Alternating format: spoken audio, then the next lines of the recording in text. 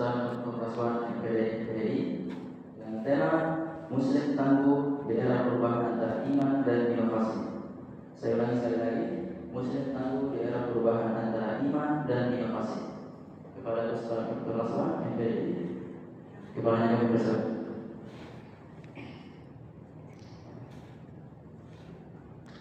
Baik. Assalamualaikum warahmatullahi wabarakatuh. Alhamdulillah wasyukru ala ni'amillah wassalatu wassalamu ala rasulillah Muhammadin bin Abdullah wa ala alihi wa ashabihi wa mawala. A'udzu billahi minasy syaithanir rajim. Bismillahirrahmanirrahim. Innamal mu'minuna alladzina idza dzukirallahu wajilat qulubuhum wa idza tuliyat 'alaihim ayatuhu zadatuhum imana. Shadaqallahul 'azim wa shadaqa rasuluhul karim wa nahnu 'ala dzalika minasyahidin wa syahidin. Para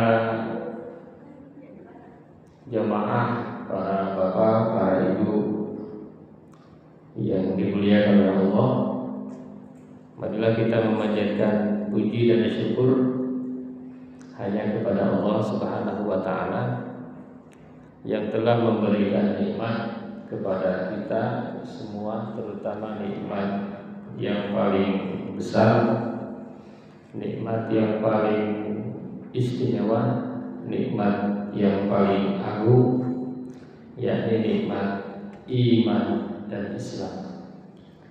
Salawat dan salam mudah-mudahan senantiasa tercurah kepada Nabi kita, Nabi besar Muhammad Sallallahu Alaihi Wasallam, di mana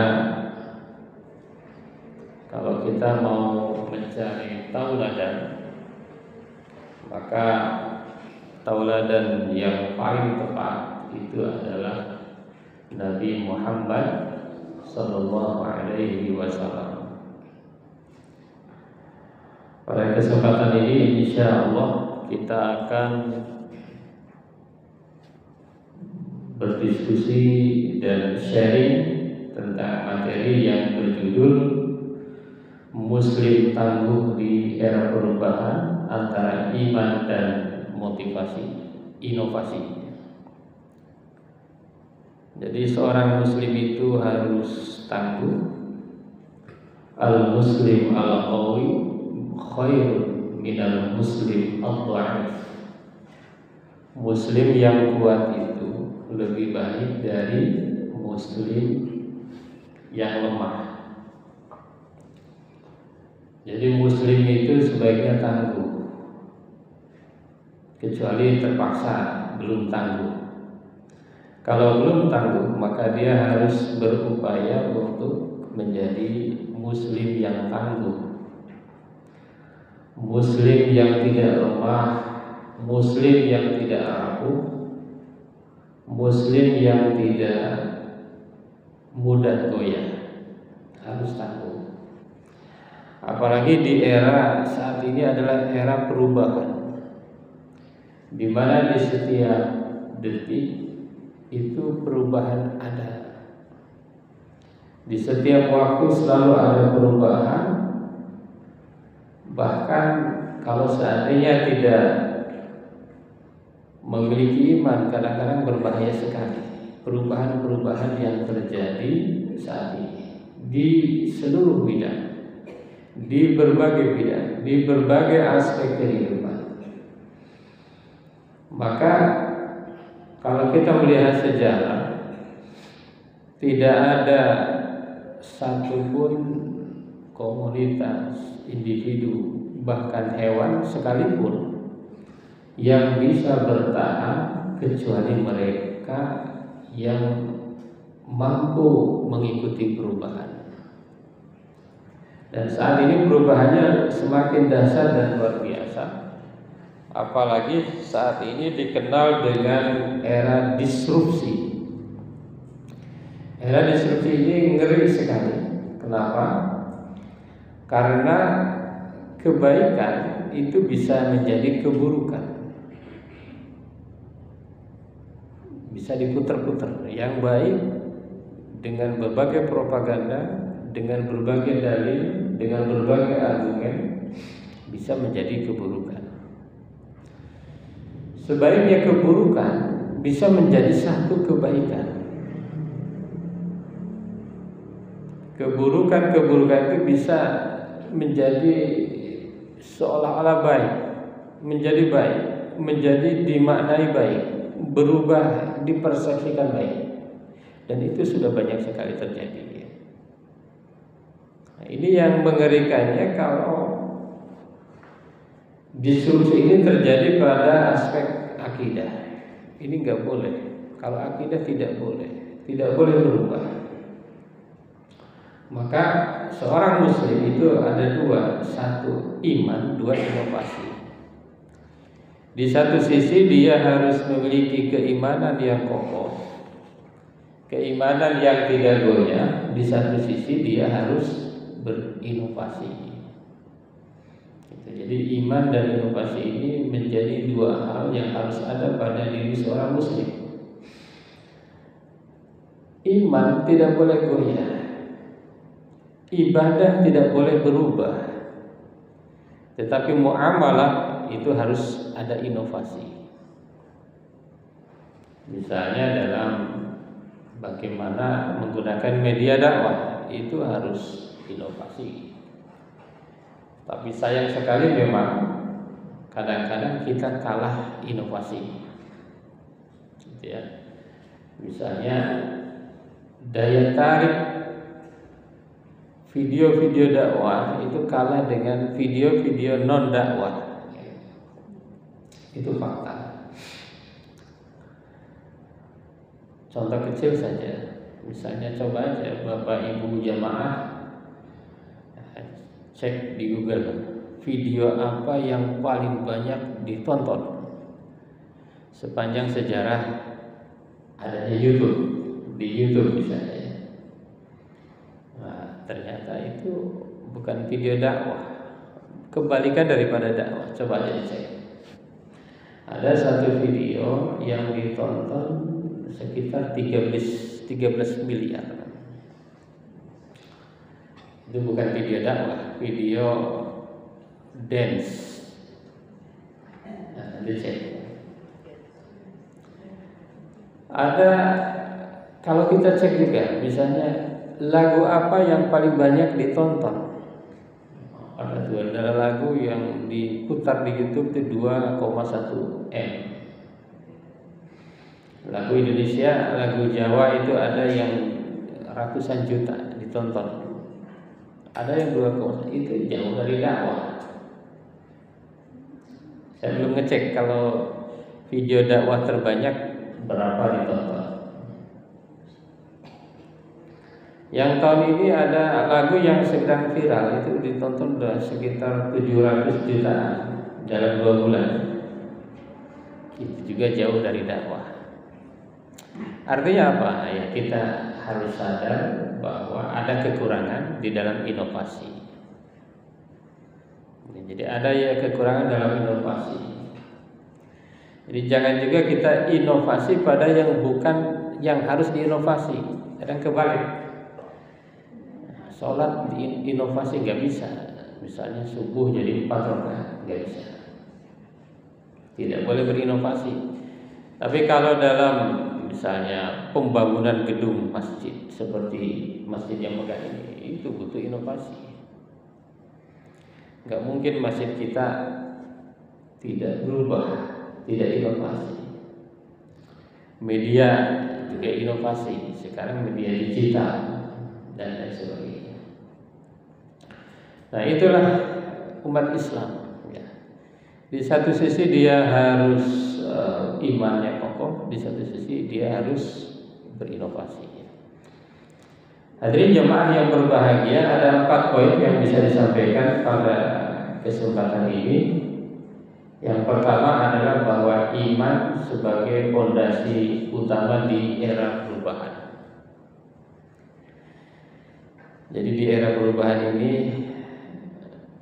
kita akan mampu menghadapinya seandainya kita dalam keadaan beriman. Kalau tidak beriman berbahaya. Jadi iman itu memang yang paling mahal. Nikmat yang paling mahal itu iman. Bukan harta, bukan benda, bukan jabatan. Meskipun jabatan juga nikmat besar, harta juga nikmat besar, tetapi yang paling besar adalah nikmat iman. Bisa kita buktikan kenapa nikmat iman adalah nikmat yang paling besar. Ada satu ayat di dalam Al-Baqarah, A'udzubillahi minasyaitonir rajim. Innal ladzina kafaru wa matu wa hum kuffar la yuqbala min ahadihim mil'ul ardi dhahab wa law iftada bihi lahum 'adzabun alim wa ma lahum min nasir. Orang-orang yang tidak beriman, orang-orang kafir dan mati dalam keadaan kafir. Saya sering menyebutkan orang kafir itu tidak mesti orang yang KTP-nya tidak Islam. Bisa jadi Islam tapi kafir. Orang yang kafir dan mati dalam keadaan kafir, dalam keadaan tidak beriman, la yuqbala, kata Allah, tidak akan pernah diterima. Walaupun hartanya banyak, dia beramal banyak, tidak akan diterima. La yuqbala min ahadihim mil'ul ardi dhahab, tidak akan pernah diterima dari salah satu mereka yang tidak beriman itu, mereka yang kafir itu, dhahab, sepenuh langit dan bumi, emas yang dia sedekahkan tidak akan pernah Allah terima. Lahum 'adzabun alim, mereka mendapatkan azab yang pedih. Wa ma lahum min nasirin, dan mereka tidak akan ada yang menolong. Hadirin jemaah yang berbahagia, jadi sebesar apapun amal tidak ada gunanya bagi mereka yang tidak beriman. Artinya keimanan kita ini yang hadir di sini pasti beriman, nggak mungkin tidak beriman hadir di sini. Artinya meskipun kita mungkin amalnya belum banyak, tetapi kita lebih baik dari yang lain yang tidak beriman. Maka dalam Al-Quran dikatakan wa antumul a'launa in kuntum mu'minin. Kalian tetap adalah makhluk terbaik, manusia terbaik jika kalian dalam keadaan mukmin. Maka iman ini adalah fondasi, ya.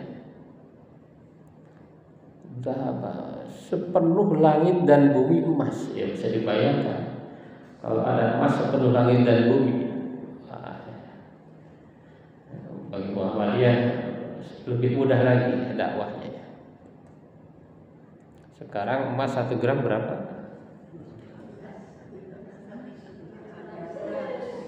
1,5 ya ibu ya. Iya, emas 1,5 juta 1 gram. 1 kilo aja 1,5 M. Sekarang kalau segede masjid ini aja Atan gitu.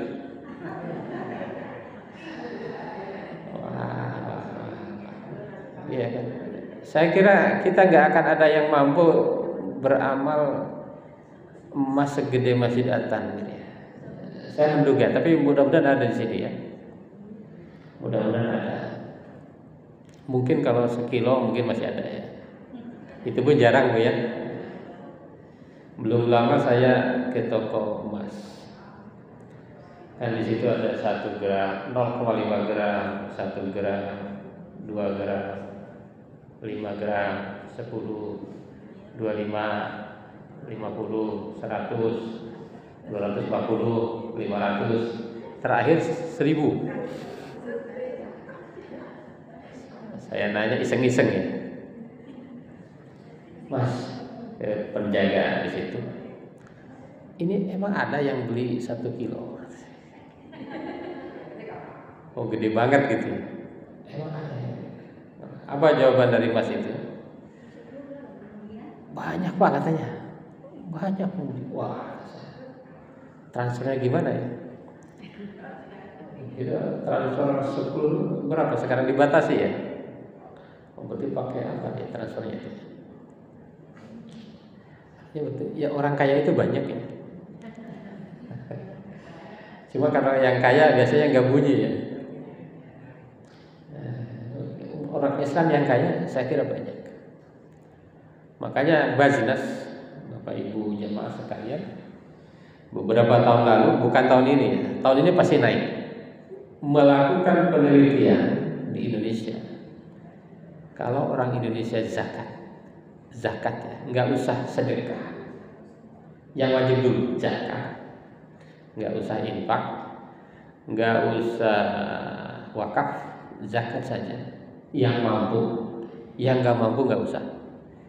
Se-Indonesia kalau dihitung itu sekitar 327 T. Kalau semua potensi ya. Ada yang bilang lebih dari itu. Lalu yang terkumpul berapa? Yang terkumpul katanya baru 30-an, 32-an T. 32 T berarti berapa persen? 10%. Saya kira bukan yang ada di sini lah. Kalau ada di sini, insya Allah zakat semua.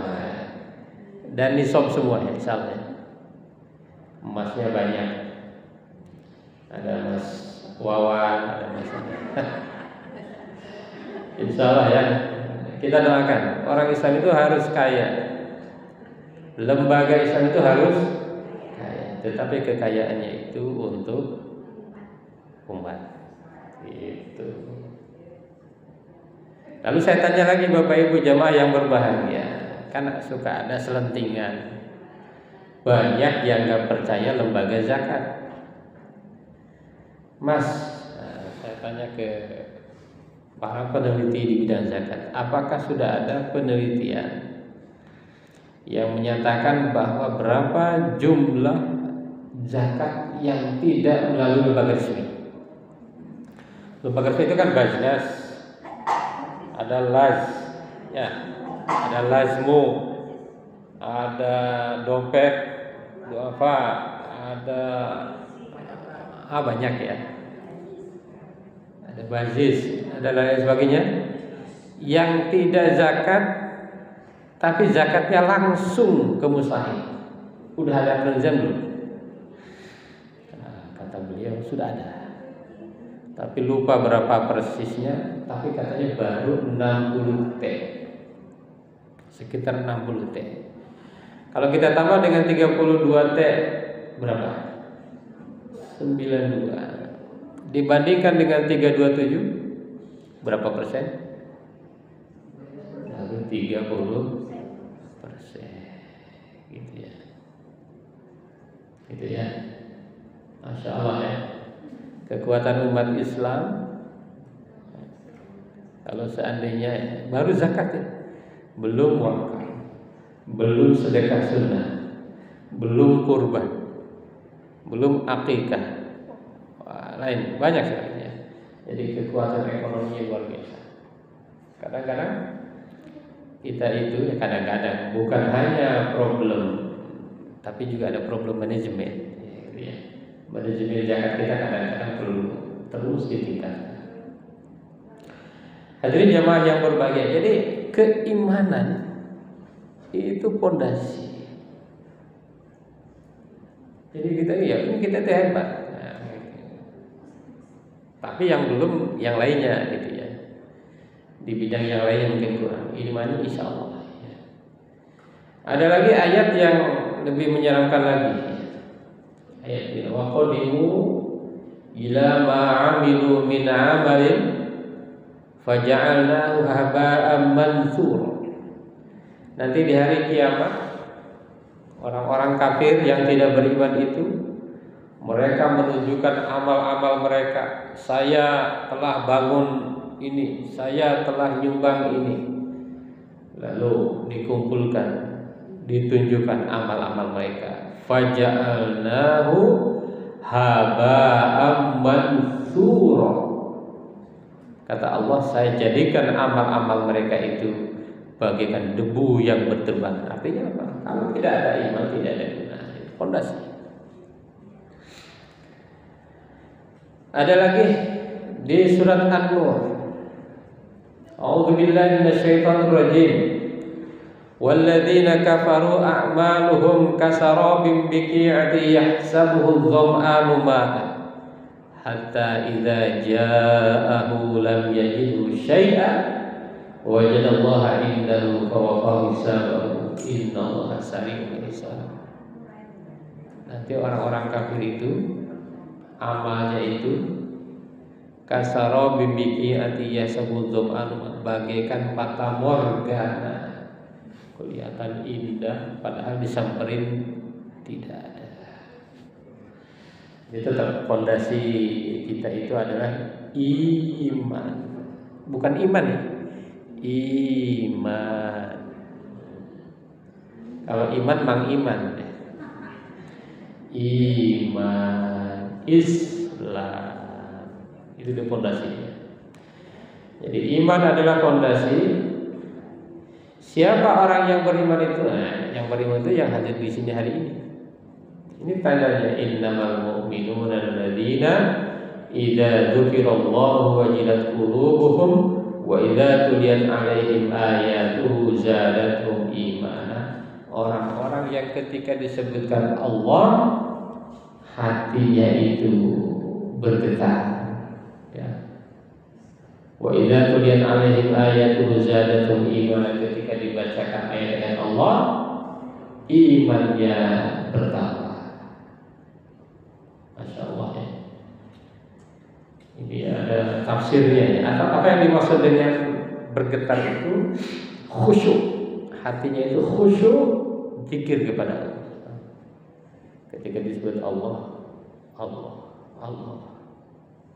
Kalau kita bergetar ketika disebut apa? Naik gaji gitu ya. Enggak. Kalau di sini enggak. Dapat bonus, bergetar. Ketika dapat dengar Allah lebih bergetar lagi. Itu seorang yang beriman. Jadi ada satu rasa yang luar biasa dalam hatinya. Ya, itu orang yang beriman. Kalau di dalam surat Al-Mu'minun ciri-ciri orang beriman kan ada 6. 1, qad aflahal mu'minun alladzina hum fi salatihim khashi'un, khusyuk dalam salatnya. Kalau tidak khusyuk apalagi tidak salat ya, sulit disebut beriman. Walladzina hum 'anil lagwi mu'ridun, orang yang tidak melakukan hal-hal yang tidak berguna. Yang berguna aja, pengajian itu berguna. Gosip berguna enggak? La ilaha illallah. Ngomongin orang berguna? Nah, kalau yang begini yang berguna. Walladzina hum lizakati, wah itu senang berzakat. Gitu. Walladzina hum li furujihim hafizun, kemaluannya dijaga. Illa ala azwajihim aw ma malakat aymanuhum fa innahum ghairu malumin faman ittada wara dzalika fa ulaika humul adun. Walladzina hum li amanatihim wa ahdihim ra'un, orang yang senantiasa menjaga amanah dan janjinya. Besok bayar, besok datang besok enggak bayar juga. seminggu lagi bayar, enggak juga.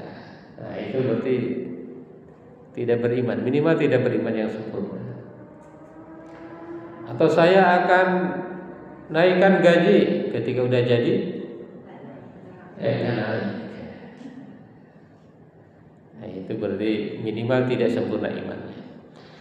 Walladzina hum li amanatihim ra'un walladzina hum ala salawatihim yuhafizun, orang yang menjaga salatnya. Salat awal waktu, jangan kayak kawan saya. As-salatu ala waqtiha. Artinya apa? Salat itu di awal, di atas waktunya. Jadi kalau subuh jam 7 di atas ya. Ya di atas waktunya, padahal ala itu nempel. Kalau ala nempel nih, HP ala al-maktab, HP di atas meja nempel. Kalau fauqa baru nggak nempel. Fauqa nggak fauqa waktiha, kan ala waktiha, pada waktunya. Jadi orang-orang yang beriman ini aman, insya Allah aman. Yang penting beriman, lanjut inovasi, gitu ya. Ada lagi di dalam surat yang lain dikatakan innamal mu'minuna, nah ini ayat lain, innamal mu'minuna alladzina amanu billahi wa rasulihi tsumma lam yartabu. Orang beriman itu iman kepada Allah, iman kepada Rasulullah, kemudian tidak ragu. Itu baru dikatakan orang beriman. Wajahadu bi amwalihim wa anfusihim fi sabilillah ulaika humul muhtadun. Gitu. Jadi orang yang beriman itu beriman kepada Allah, beriman kepada Rasulullah, tidak pernah ragu, berjihad dengan harta dan jiwanya. Tuh. Orang-orang dermawan ini ciri orang beriman. Kalau dia belum dermawan, berarti imannya masih harus ditingkatkan lagi. Para ibu, para bapak, jamaah yang berbahagia, ada 4 poin dari iman sebagai fondasi. Yang pertama, iman landasan kehidupan. Jadi apapun harus iman. Nah, apa aja harus iman, Bapak Ibu ya. Nyari calon menantu, iman dulu atau yang lainnya dulu? Iman dulu. Iman mendorong keteguhan hati. Seorang yang beriman itu insya Allah hatinya kokoh. Iman adalah kekuatan menghadapi ujian. Seorang beriman, ujian seperti apapun bisa dilewati. Dan iman adalah yang akan mengarahkan kepada amal soleh. Jadi bohong kalau ada orang misalnya nggak mau beramal, mengaku iman, kecuali namanya iman. Pak Iman ya, saya Mas Iman gitu ya. Bapak Ibu para jamaah yang berbahagia, aspek yang kedua adalah inovasi, peran inovasi dalam kehidupan seorang muslim. Muslim itu harus inovatif. Kenapa harus inovatif? Karena Bapak Ibu jamaah yang berbahagia, mudah-mudahan tidak salah, satu-satunya agama di bumi ini yang terbuat dari kata kerja hanya agama Islam. Kalau yang lain kata benda. Aslama yuslimu Islam, kata kerja. Islam itu menyerahkan diri, Islam itu berserah diri. Jadi kata kerja. Itu satu-satunya agama di muka bumi ini. Oleh karena itu maka inovasi tidak bisa dilepaskan dari Islam. Meskipun Allah menjanjikan, inna nahnu nazzalna dzikra wa inna lahu lahafizun. Kata Allah, saya menurunkan Al-Quran dan saya akan menjaga Al-Quran. Kami akan menjaga Al-Quran, kata Allah. Tapi umat Islam itu dituntut terus untuk berinovasi. Bagaimana caranya agar dakwah ini terus berlanjut sampai hari kiamat? Misalnya dalam pembangunan organisasi dan sebagainya. Dan ini tidak bisa dilepaskan dari seorang muslim. Dia harus berinovasi. Ini ayat ini, Bapak Ibu jamaah, ini biasanya dijadikan ayat kuliner. Bapak Ibu yang senang kuliner, ini ayat. Udah hafal kan? Yang senang jalan-jalan, ini ayat. Nah, jalan-jalan ke At-Tanwir itu bagian dari traveling. A'udzubillahi minasyaitonir rajim. Bismillahirrahmanirrahim. Huwallazi ja'ala lakumul arda dhalulan famshu fi manakibiha wa kulu bir rizqihi wa ilaihin nusyur. Dialah yang menjadikan bumi itu mudah bagi kamu, maka berjalanlah di segala penjurunya dan makanlah sebagian dari rezekinya, dari rezeki Allah Subhanahu wa taala. Jadi ayat ini sering disebut ayat kuliner. Jadi kalau senang kuliner, alhamdulillah. Saya senangnya kuliner durian, alhamdulillah. Itu nikmat Allah, yang penting jangan berlebihan. Saya senangnya jalan-jalan ke laut, keliling masjid. Sekarang masjid itu udah wisata. At-Tanwir ini bagian dari wisata masjid ini. Masjid yang unik ya. Kemarin saya ke Makassar, ada masjid 90. Pernah Bapak Ibu ya? 99 kubah. Di Bandung ada Al-Jabar. Di Surakarta ya, ada masjid bin Zaid, Abdullah bin Zaid ya. Di Madinah ada Al-Masjid An-Nabawi. Di Mekah ada Masjidil Haram. Di mana Masjidil Haram travel yang mahal, tapi memang pahalanya luar biasa kan. Satu kali sholat di Masjidil Haram sama dengan 100.000. Saya udah hitung Bapak Ibu jamaah.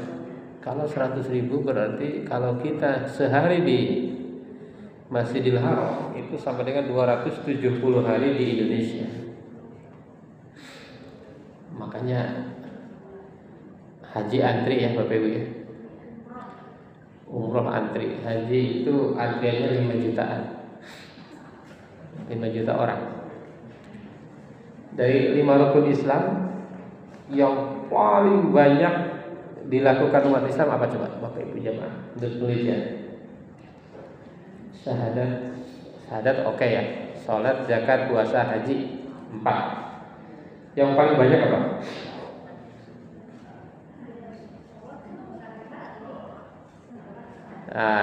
Kira-kira apa? Menurut penelitian?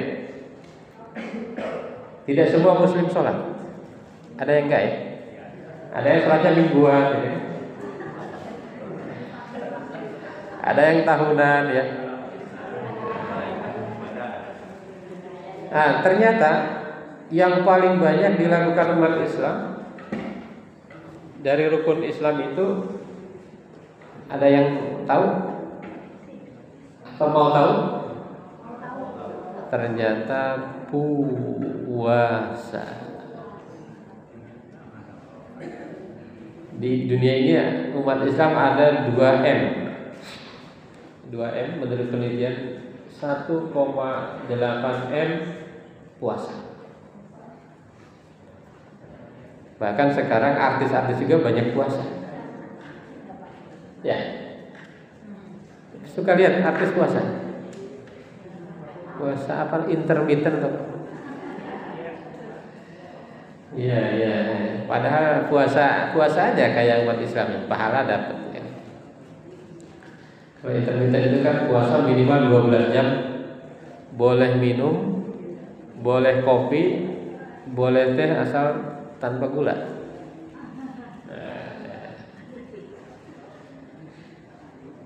Yang paling rendah apa Bapak Ibu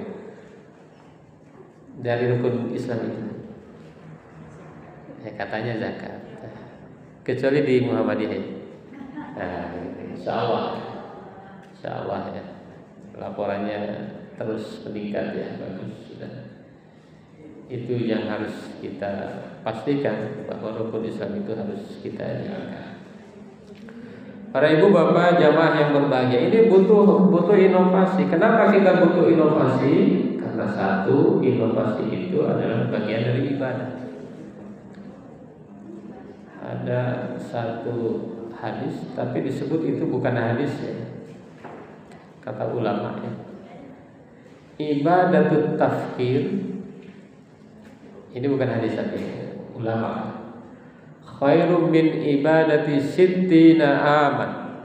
Kira-kira siapa? Ibadah berpikir, mencari ilmu, merenung, belajar itu lebih baik dari 60 tahun ibadah tanpa ilmu. Saya kira betul juga. Sholat tanpa ilmu 60 tahun. Paham kan? Sia-sia. Misalnya sholat tidak wudu kan? Ya sia-sia. Tapi saya kan ikhlas sholat tanpa wudu ya sia-sia. Ada yang bilang hadis lain atau mungkin perkataan ulama ya, lebih baik dari 1000 rakaat sholat sunnah. Jadi Bapak Ibu yang hadir di sini pahalanya lebih baik dari 1000 rakaat sholat sunnah. Pernah sholat sunnah 1000? Belum ya? Iya. Katanya tarawih aja nyari imamnya siapa gitu ya. Tapi insya Allah kalau di Muhammadiyah lebih khusus ya mati ya. Biasanya sholatnya lebih panjang-panjang bacaannya ya. Insya Allah ya. Tapi saya amati di berbagai masjid Jakarta hampir ikut Muhammadiyah semua. Kalau tarawih 11. Saya keliling ke berbagai masjid hampir nggak nemu yang 2, 3. Kalau Jakarta ya, tapi kota-kota. Masya Allah. Kalau kata Kiai Ahmad Dahlan, memang dakwah itu butuh waktu ya. Butuh waktu. Seperti dakwah tentang arah kiblat, kata beliau itu baru 100 tahunan baru diterima oleh yang lain, oleh umat ya. Awalnya enggak, sekarang masih dia enggak sesuai kiblatnya, mencong-mencong itu. Apa namanya? Sajadahnya dimencong-mencong karena dia merasa kiblatnya enggak pas ya. Jadi butuh inovasi. Walladzi ja'alakumul arda dhalulan famshu fi manakibiha wa kulu min rizqihi wa ilaihin nusyur. Ada 4 poin dari inovasi ini. Inovasi adalah ibadah. Jadi kalau kita berinovasi itu adalah bagian ibadah.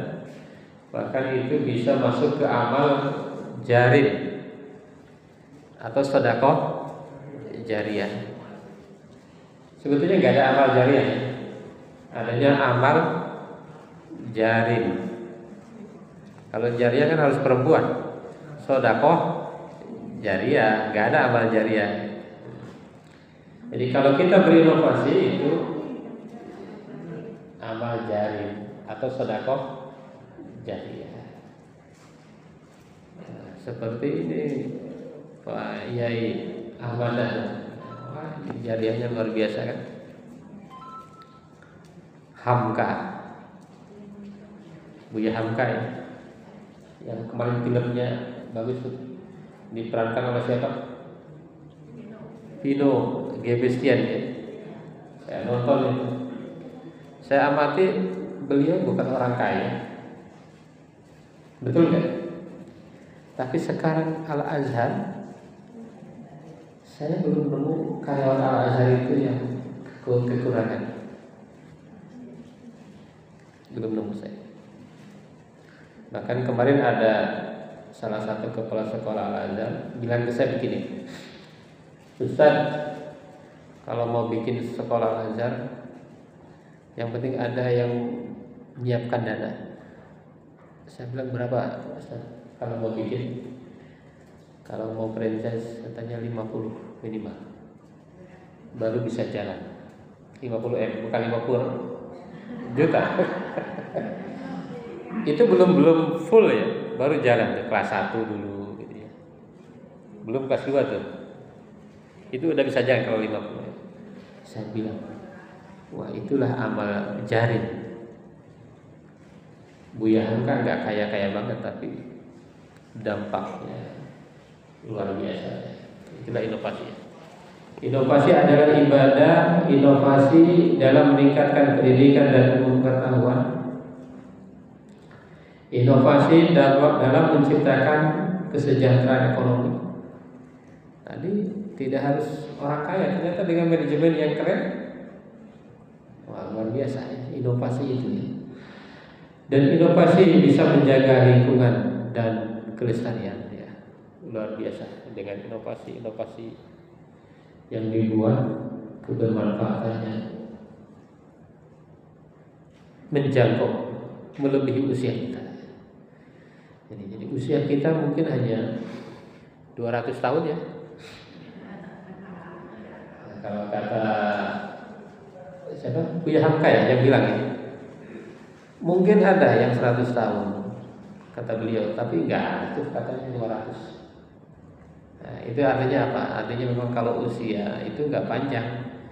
Tapi kalau amal kita, inovasi kita keren, maka insya Allah akan menjadi amal jari apa jari?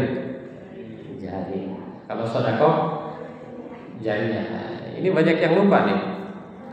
Amal jariah, kata saya dari mana? Setahu saya yang ada sedekah jariah. Kalau amal jari. Baik, Bapak Ibu jemaah yang berbahagia, yang keempat, kita harus mengkombinasikan antara iman dan inovasi dalam kehidupan sehari-hari. Jadi imannya kokoh, inovasi jalan. Maka Allah berfirman, "A'udzubillahi minasyaitonirrajim. Wa bataghi fima ataakallahu daral akhirah ad-daral akhirah wa la tansa nasibaka minad dunya." Carilah anugerah kehidupan akhirat, kebahagiaan akhirat, jangan kau lupakan kehidupan dunia. Jadi dalam akhirat ini nggak salah. Akhirat dulu baru dunia. Jangan dunia baru akhirat. Ya, cuma kadang-kadang kita lupa ya. Kadang-kadang di antara kita masih dunia dulu, akhiratnya siapa tahu masih ada kesempatan. Gitu ya. Ya itu manusiawi ya, punya nafsu ya. Jadi antara iman kokoh, inovasi kokoh, ini yang sulit. Kadang-kadang ada orang imannya kokoh, inovasinya lemah. Inovasinya keren, imannya lemah. Yang bagus itu imannya kuat, inovasinya kuat. Gitu. Ada 4 poin iman dan motivasi yang dikombinasikan. Yang pertama, iman sebagai landasan inovasi. Jadi inovasi apapun dasarnya harus iman. Kalau enggak iman, inovasinya merusak. Yang penting inovasi, tapi merusak. Misalnya bikin game, tapi game yang merusak. Harusnya umat Islam bikin game yang gak merusak. Ada gak game yang gak merusak? Game yang gak merusak generasi. Kalau ada, keren. Yang kedua, inovasi sebagai wujud syukur kepada Allah. Jadi kalau orang berinovasi, maka dia itu sesungguhnya sedang bersyukur, gitu ya, kepada Allah. Kebalikannya, kalau nggak berinovasi, diam aja, berarti dia tidak bersyukur. Inovasi memperkuat hubungan sosial. Dengan adanya inovasi yang baik, maka hubungan sosial akan semakin bagus. Misalnya inovasi dalam penyaluran zakat, itu bisa menciptakan hubungan sosial yang baik. Tapi kalau salah, malah bisa tersinggung, betul nggak? Ada yang pernah dikasih zakat tersinggung, ada. Apalagi yang kemarin kita tonton tuh, ya, zakat bukan jangan bansos ya, pas difoto beras sekarung, ya kan, pas difoto beras sekarung, ternyata hanya untuk dipoto doang. Yang diterima satu plastik kecil itu, maksudnya bagian dari sekarung itu. Masya Allah. Banyak inovasi-inovasi dalam zakat ya. Misalnya Bapak Ibu jamaah berbahagia, Basnas mengadakan 1000 dokter. Bayangkan, kalau orang udah dokter, ada nggak yang miskin dokter? Ada. Tapi banyakkan yang kaya apa yang miskin? Banyak kaya apa miskin? Ya, saya yakin banyak yang kaya. Artinya kalau seorang dibantu dari dana zakat untuk jadi dokter, akan menjadikan mustahik menjadi mustahik. Keren kan? Iya, keren. Itu kan bagian dari inovasi-inovasi ya. Kemudian inovasi juga bisa menjaga kelestarian alam. Jadi dengan adanya inovasi tidak mengeruk ya. Cuma itu dulu ada inovasi yang motor pakai air tuh. Itu benar nggak Bapak Ibu? Jadi minyaknya itu bensinnya pakai air. Itu kalau benar itu inovasi keren kan. Tapi kalau hanya untuk status apa istilahnya, konten ya, lain lagi ya. Kalau itu benar, wah, kita naik motor pakai air aja. Walaupun di Jakarta mahalan air ya. Apalagi di pesawat, air segini bisa 20.000. Kalau bensin seliter 13.000 gitu ya. Gitu ya. Baik. Yang terakhir Bapak Ibu jamaah yang berbahagia adalah strategi dalam menghadapi era perubahan yang harus dilakukan oleh seorang muslim. Yang pertama adalah menguatkan hubungan dengan Allah. Jadi kalau hubungan kita dengan Allah semakin kuat, maka perubahan apapun insya Allah tidak stres, tidak khawatir, karena kita punya Allah. Tadi ada status seorang ustadz ya, bagus juga menurut saya. Kalau kita masih takut besok anak kita makan apa, anak kita dapat jodoh enggak, apakah kita diperpanjang enggak kontraknya, kalau itu masih takut, katanya itu sama dengan menghina Allah. Kenapa? Karena Allah menghidupkan kita dan Allah sudah memberikan rezeki. Wa ma min dabbatin fil ardi illa 'ala Allahi rizquha. Semua ada rezekinya. Kalau dipikirin oleh kita ya bingung, puyeng ya. Nah, kita nanti apa, cucu kita puyeng. Akhirnya serakah, ya kan? Karena kita kurang dekat dengan Allah Subhanahu wa Ta'ala. Yang kedua, meningkatkan kualitas ilmu. Insya Allah, kalau anak kita dibekalinya ilmu, nggak ada kekhawatiran. Ada orang tua yang bilang, yang lapar itu yang bodoh katanya. Nggak ada orang pintar lapar.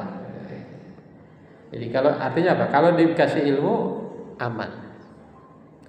Tapi kalau dikasih harta tanpa ilmu, hartanya bisa habis. Banyak kan terjadi? Dikasih warisan yang banyak habis karena tidak punya ilmu. Yang ketiga, manfaatkan teknologi dengan bijak. Sekarang teknologi di era perubahan ini, jangankan mengembangkan, kita kadang mengikutinya aja udah luar biasa. iPhone 15 baru keluar, udah keluar iPhone berapa?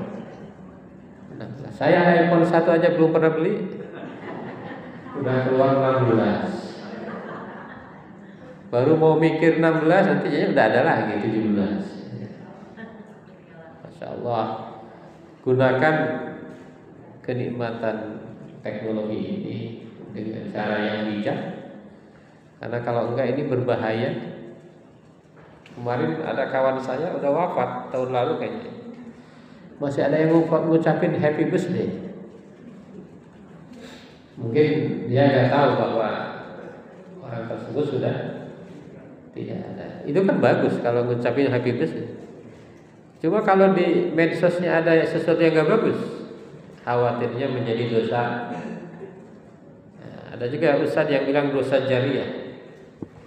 Apa jarin apa jariah? Ya, pokoknya dosa yang khawatirnya terus berjalan. Gitu ya. Yang terakhir, menjaga keberkahan waktu. Tadi orang yang beriman itu waktunya berkah. Walladzina hum 'anil lagwi mu'ridun. Dia senantiasa menjaga dirinya dari hal-hal yang tidak berguna. Bapak Ibu jamaah yang berbahagia, ada 4 poin dari strategi ini. Yang pertama, meneguhkan keyakinan kepada Allah. Jadi tauhid harus terus dikuatkan ya, dengan kajian-kajian, dengan ibadah. Karena ada ayatnya, wa'bud rabbaka hatta ya'tiyakal yaqin. Ibadahlah kepada Tuhanmu sampai datang keyakinan. Dipertingkatkan keyakinan itu, walaupun ada tafsir yang mengatakan yang dimaksud yakin itu sampai wafat. Yang kedua, membekali diri dengan ilmu, pengetahuan dan keterampilan. Tadi udah, yarfa'illahu alladziina aamanu minkum walladziina utul ilma darajat. Allah akan meninggikan orang-orang yang beriman dan memiliki ilmu. Lalu kalau ada pertanyaan, kok ada orang pinter tetapi tidak tinggi derajatnya? Kira-kira kenapa? Ada teman kita di kelasnya juara 1, tapi di dunia nyatanya tidak juara. Kenapa? Nah, itu kalau di dunia pendidikan bisa jadi hanya kognitif. Ya. Bisa jadi kognitifnya pintar tetapi sikapnya tidak pintar, keterampilannya kurang pintar. Padahal yang menentukan kesuksesan itu katanya sikap. Kalau pintar matematika kan gampang, ada kalkulator ya, betul nggak?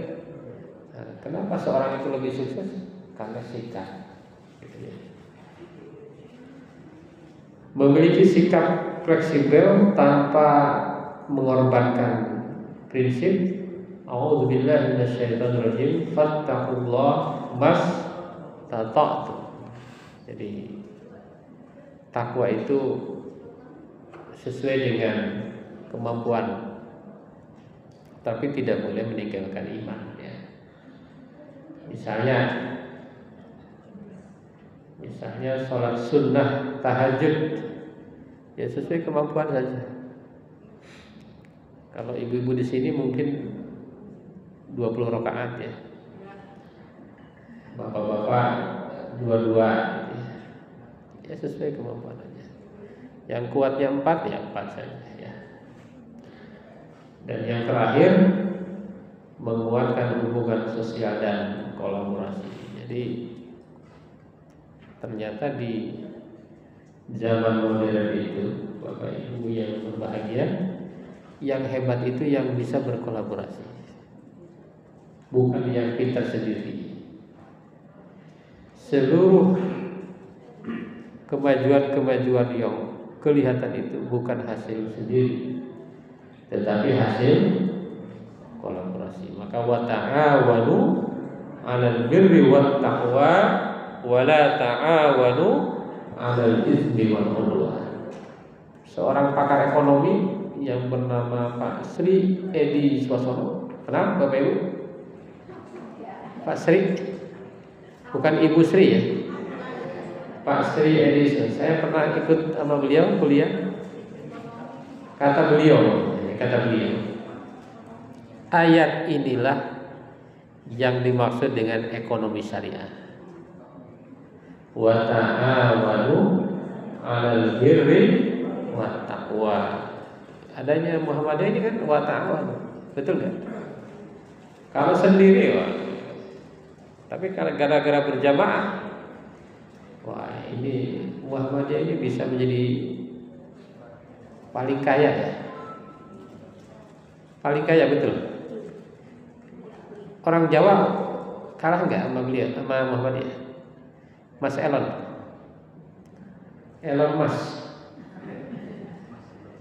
Mas Elon ya. Kalau di Inggris kan dibalik ya. Ternyata orang kita itu Mas Elon tuh. Insya Allah kalah kalau kita bersama. Tapi kalau sendiri, waduh susah ngalahinnya tuh. Ya. Ngalahin beliau susah. Tapi kalau berjamaah, insya Allah hikmahnya luar biasa. Para ibu, para bapak jamaah yang berbahagia, jadi iman harus tetap kokoh, tetapi kita harus terus berinovasi. Jadi jangan dibalik, iman diinovasi, yang muamalah diperkokoh. Gitu aja. Masjid tidak dirubah-rubah, gitu aja. Manajemen tidak dirubah-rubah. Itu harus berubah sesuai dengan zaman. Tetapi keimanan termasuk ibadah jangan berubah, karena itu harus sesuai dengan tuntunan Allah dan Rasulullah Sallallahu Alaihi Wasallam. Itu saja yang bisa disampaikan. Barangkali ada pertanyaan atau masukan, dipersilakan kepada Bapak Ibu semua. Billahi fi sabilil haq fastabiqul khairat. Wassalamualaikum warahmatullahi wabarakatuh.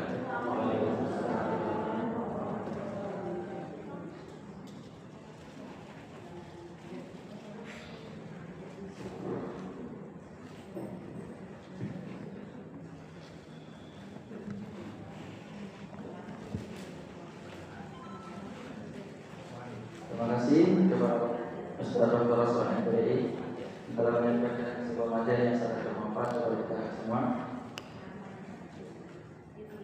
Acara selanjutnya yakni sesi tanya jawab kepada Bapak Ibu. Ada yang bertanya?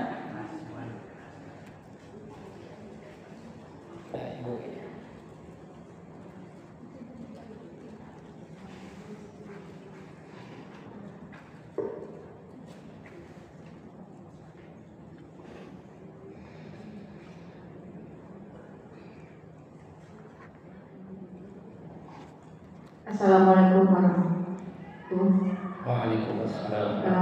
Saya menanyakan di sini yaitu inovasi untuk memperkuat hubungan sosial, yaitu contohnya zakat ya. Berdasarkan surat Al-Maidah ayat 2 sesuai dengan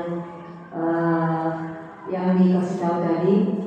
Yang saya tanyakan di sini adalah apakah dari lembaga zakat Baznas tadi saya lihat di jalanan zakat akhir tahun gitu ya. Sebagaimana kita ketahui, kita di Perserikatan di Muhammadiyah dan juga saya belajar di Muhammadiyah bahwa zakat itu kita ada zakat fitrah dan zakat mal. Sementara kalau Basnas mengatakan membuat iklan atau himbauan zakat di akhir tahun, kita sebagai anak sekolahan atau orang umum, apakah zakat ini sama dengan pajak, kan begitu? Sementara kita di agama kita itu zakat itu dikeluarkan untuk mensucikan diri sendiri pada bulan puasa disebut zakat fitrah dan juga zakat mal yang ada nisabnya dan aturannya sesuai dengan syariat Islam gitu ya. Apakah dengan Basnas mengeluarkan zakat di akhir tahun itu apakah termasuk inovasi dan akan bisa mengubah image kita sebagai orang muslim gitu aja? Mohon penjelasan.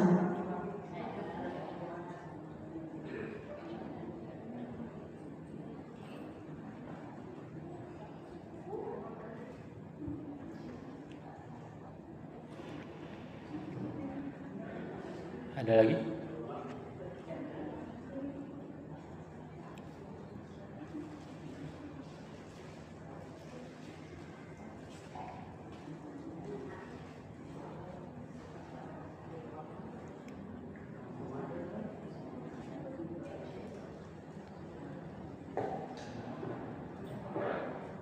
Ada lagi yang dari bapak-bapak yang ditanyakan?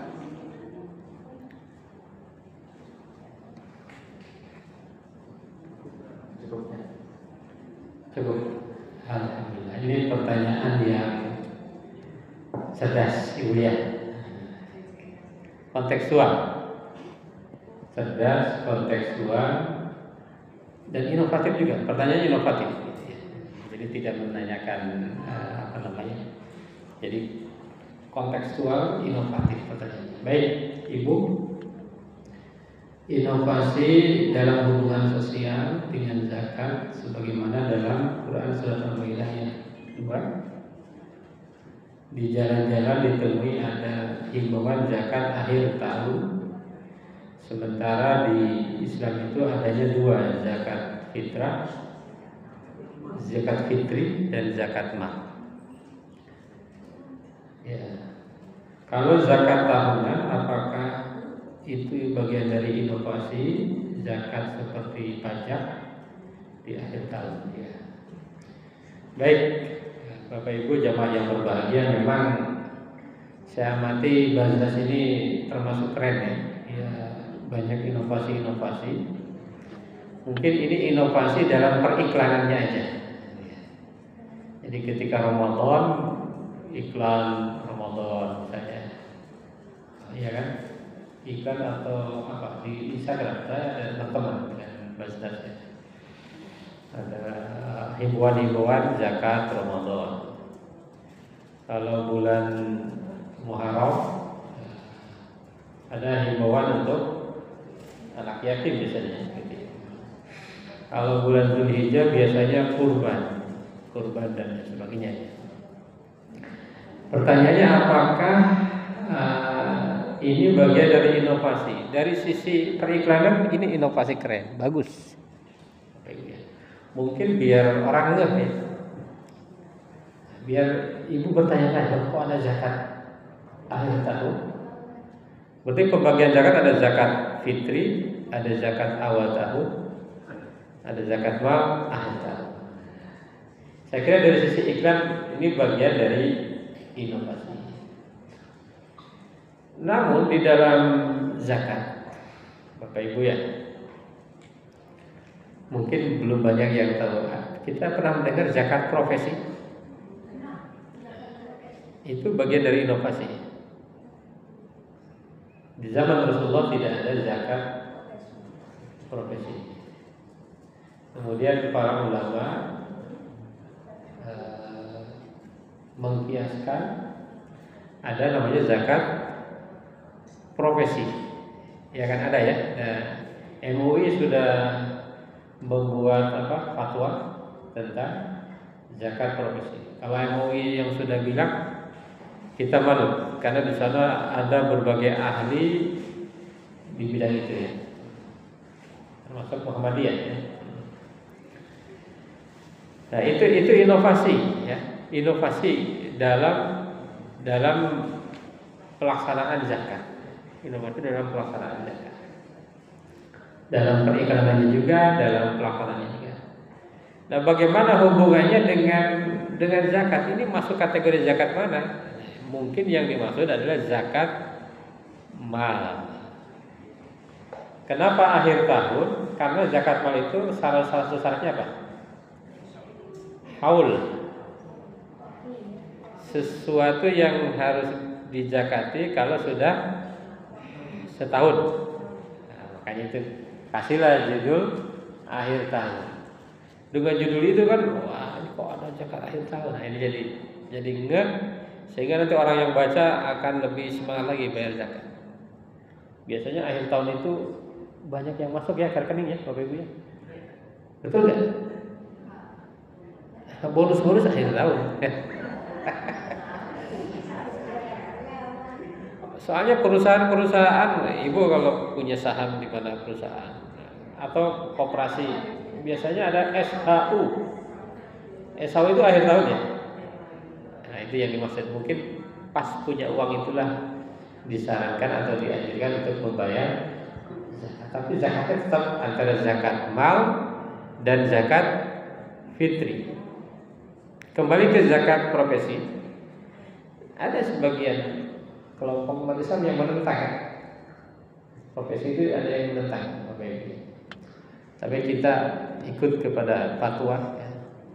Mayoritas zakat profesi itu dibolehkan ya. Bukan hanya dibolehkan, diwajibkan zakat profesi. Masa yang bertani aja berzakat, yang profesi enggak? Bapak Ibu, ada yang keluarganya di rumah petani? Petani ada? Masya Allah Bapak Ibu ya. Ini orang tua ya, di kampung ya. Sawah, punya sawah padi. Itu kalau dihitung antara biaya nyangkul, benih, nandur, katanya hampir nggak ada lebihnya. Kalau mau dihitung ke situ ya. Itu saja harus zakat berapa persen?